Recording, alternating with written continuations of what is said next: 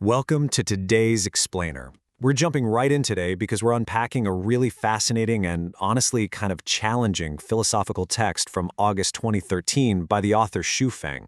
It's called Internal Structure is What Matters.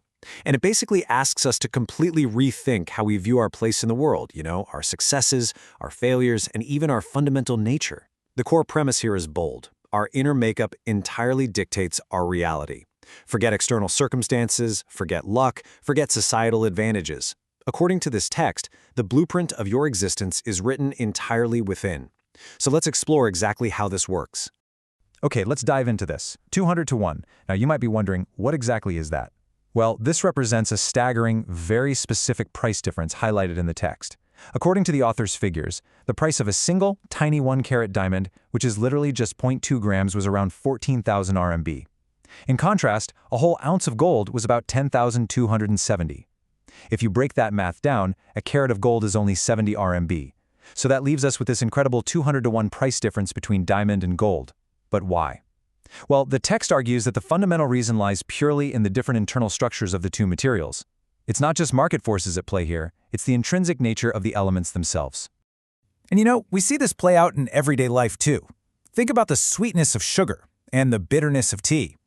The text points out a simple but really profound truth. These fundamental traits aren't decided by people.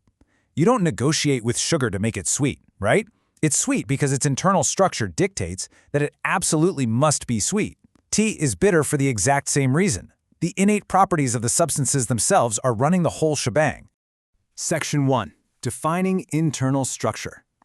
So what exactly are we talking about here? Internal structure is defined as the foundational, non-material makeup and intrinsic qualities that completely determine the nature, function, and value of all things.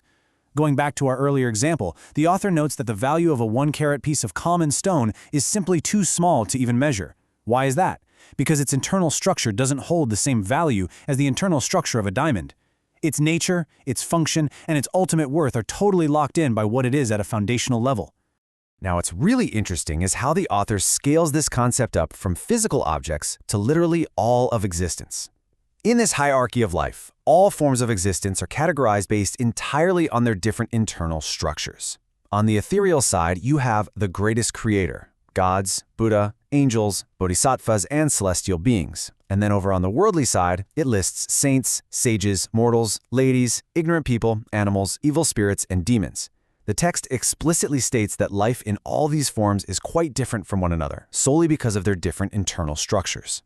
Picture a forest. You stumble upon some mushrooms. Some of them are incredibly nutritious. They'll feed and sustain you. But others, sitting right next to them in the exact same dirt, are highly poisonous and will sicken or even kill you. Why? Again, different internal structures. The text argues that humans are exactly the same way. Celestials, saints, sages, mortals, ignorant people, we are all human. We might look similar from the outside, just like two different mushrooms, but we're fundamentally unlike each other because each of us possesses a uniquely different internal structure. Section 2. Status, roles, and value. This leads us to a pretty striking observation from the author. Quote, "Gems are inlaid into crowns, while cobblestones are not." It's a super powerful visual, right? The author explains that the role a person plays, the responsibilities they assume, and the accomplishments they achieve are completely determined by their internal structure and not by others or by society. A cobblestone doesn't get put in a crown, no matter how much it might want to be there. Its structure dictates its placement.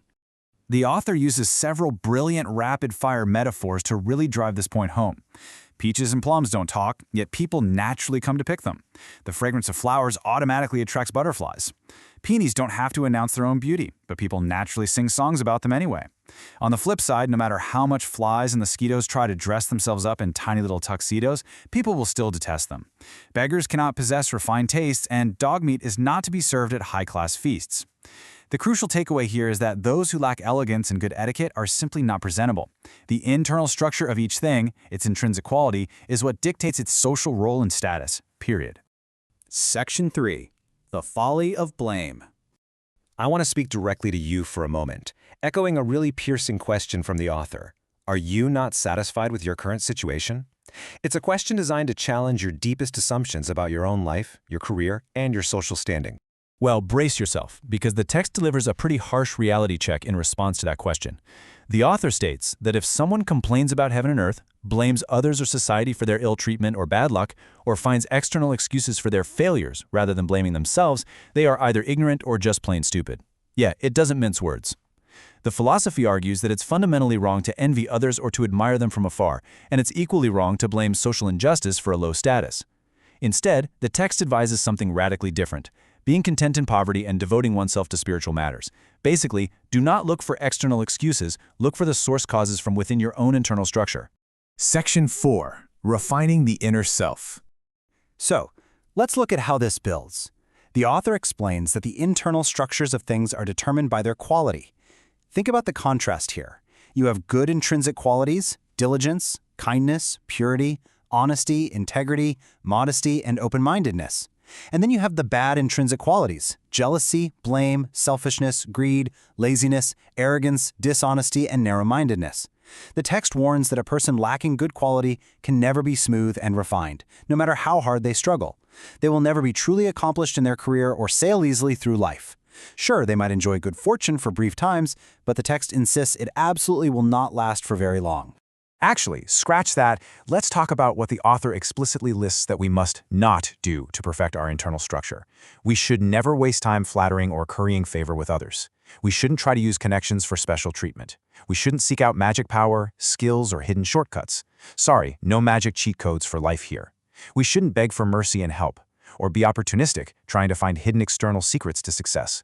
The point is, your time and energy should absolutely never be wasted on trying to change the external world or on trying to change your outward appearance. Instead, here is the ultimate directive of the author.